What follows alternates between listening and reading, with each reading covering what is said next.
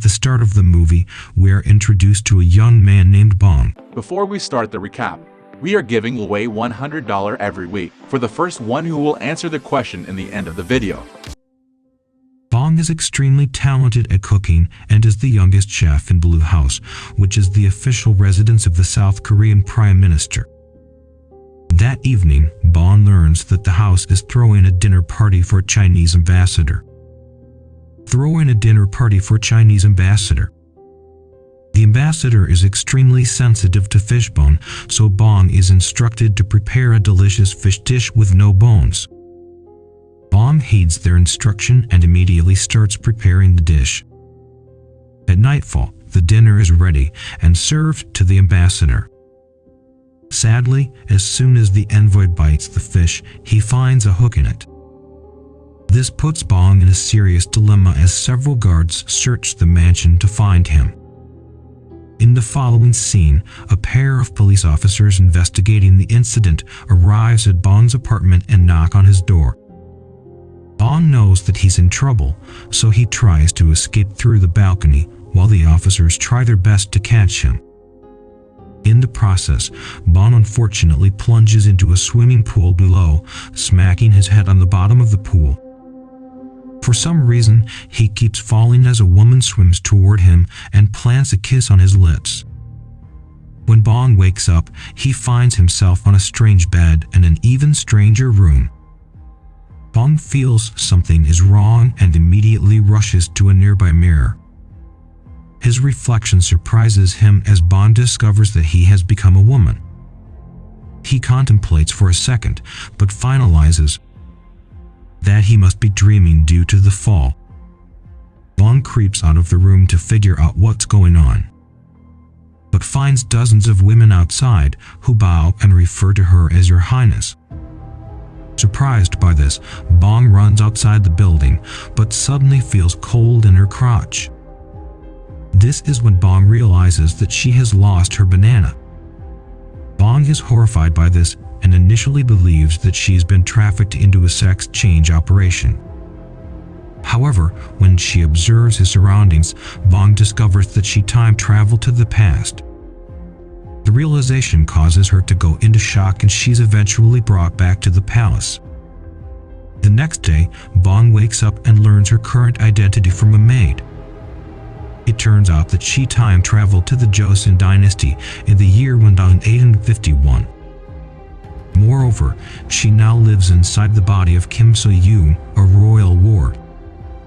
To make matters worse, Bong discovers that Kim is scheduled to marry the king and become queen in a few days. The maid also explains that her body was found floating on the lake after an unknown accident occurred. Luckily, the guards found and brought her back to the palace. Hearing this, Bong theorizes that both his and Kim's spirits must have switched and infers that the ticket back home is the lake. Bong asks the maid to lead him to the lake as he plans to jump in and return to the present. Sadly, her plan to jump takes an unexpected turn as she lands on muddy ground.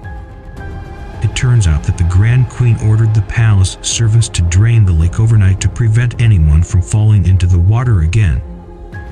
Bong is disheartened by the news but still reckons that water is the answer.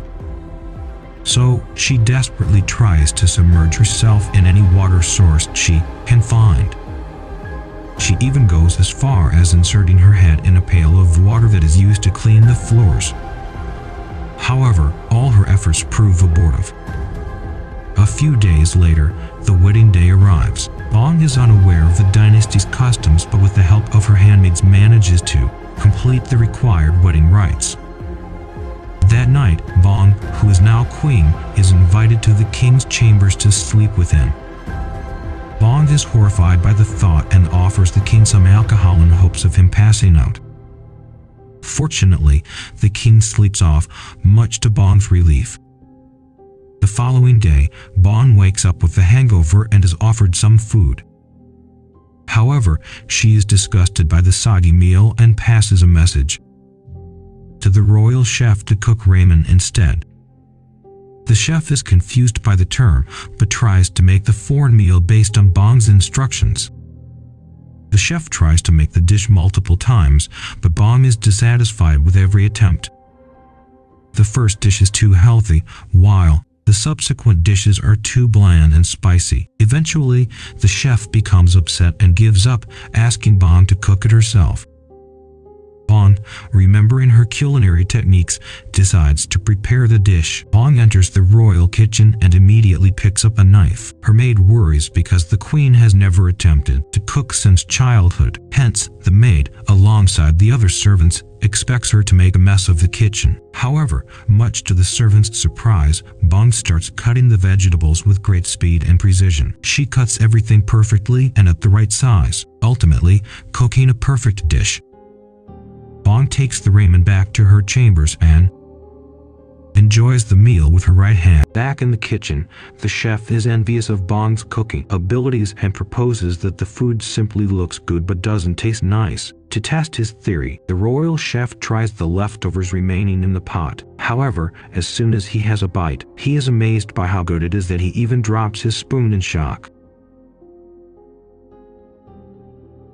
After the eventful encounter, Bong suddenly comes up with an idea. The new queen realizes that she can easily win over the royal family with her culinary skills. The grand queen drained the lake, so if Bong can please her with some food, she might agree to refill the lake. Bong instantly returns to the kitchen, but the jealous royal chef asserts his authority and refuses to let her inspect the food prepared for the grand queen. Bong is pissed by this and challenges him to a speed cooking contest. The royal chef initially backs out from the fight but accepts the challenge after Bong teases him. A servant rings a bell and the contest begins. The head chef takes his knife and viciously cuts a bunch of carrots. However, the queen's hands are faster and quickly cuts some cucumbers with ease. After several minutes of cooking, Bong's dish is ready and she is the first to ring the bell, thus winning the contest. The royal chef is pissed at this and argues that though speed is important, taste is the ultimate test of a chef's skill. Bong confidently agrees and requests the royal cuisine inspector to taste both dishes to see which is better. The inspector is fascinated by Bong's cuisine and declares it the better dish,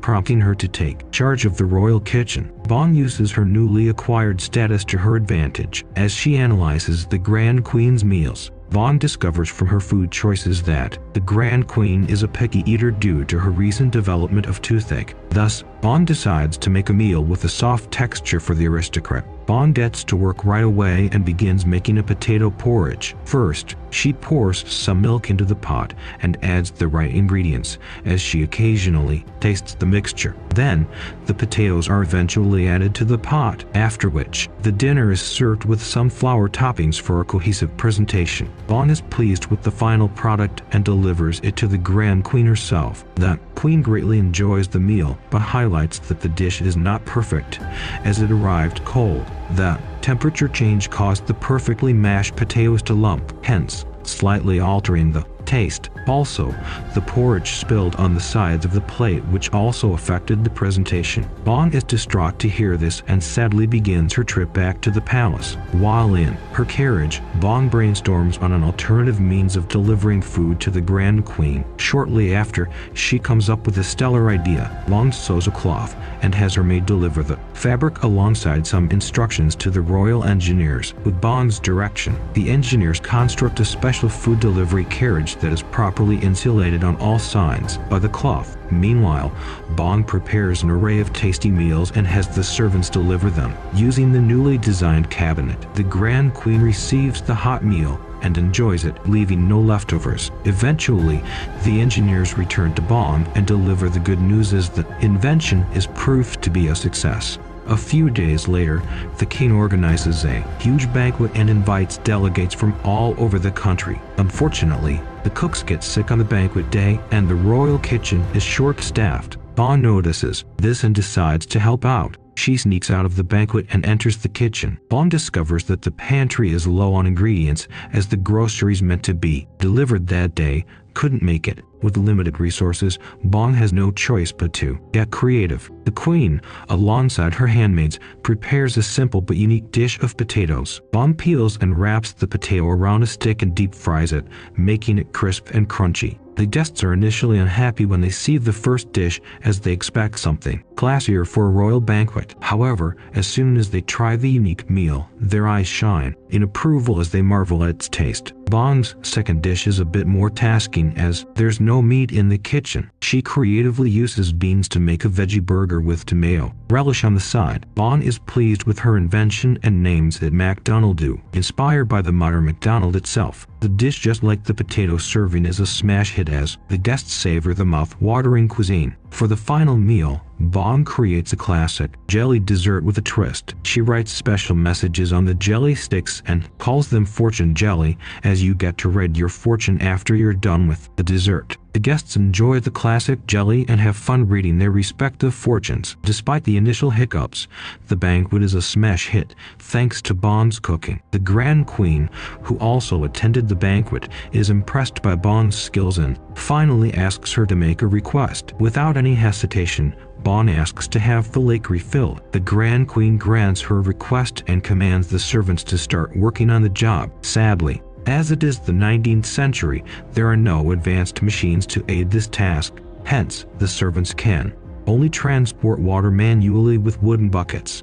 The process is unbelievably slow, as the servants make a long trip from the town's well to the lake. Bong is annoyed by this and swiftly comes up with a new method. She asks each servant to stay at one spot and simply pass the bucket from one person to the other. The people are pleased with the system, as it makes the job easier and faster. They all continue the task and work on it patiently while Bong oversees the lengthy process. Several days pass, but the lake is yet to fill. Bong soon gets tired of waiting and becomes desperate. Luckily, a heavy downfall begins, which slowly but gradually waters the lake. Bong is overjoyed by the weather change and dances ecstatically under the rain. A few hours later, the lake is filled and Bong heads to the shores and signs her name on a cornerstone, after which she jumps into the lake and sinks underwater, just like she did at the start of the movie. When Bong wakes up, he is astonished to find himself in hospital and sees an officer sleeping a few meters away from his bed. He quietly tries to slip out, but the officer wakes up and a swift chase ensues.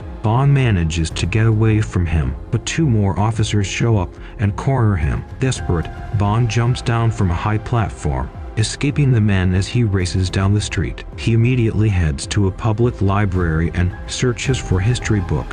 There, he finds a publication about the Joseon dynasty and smiles, knowing that he has now become a part of history. However, his nostalgic trip down memory lane is swiftly interrupted when the chasing officers arrive at the library. Bong tries to escape again, but the officers explain that they aren't there to arrest him. It turns out that the present has been changed due to his time travel to the Joseon era. Now, he is not being chased by the police. Instead, they are there to protect him, as Bong is now a whistleblower and has exposed a high-ranking official for corruption. Bong rushes to a nearby computer and searches the web to confirm their claims. Soon after, he discovers that they are telling the truth, as history and the present world have indeed changed. The movie ends with Bong standing on a street as he relays a positive message on how a small change in the past can greatly affect the future. Today's question: what is the name of the flower in the first dish served to the queen? For more chances, we're uploading recaps with quiz every day. Turn on the notifications to collect more prizes. The winner will be announced every week. Good luck!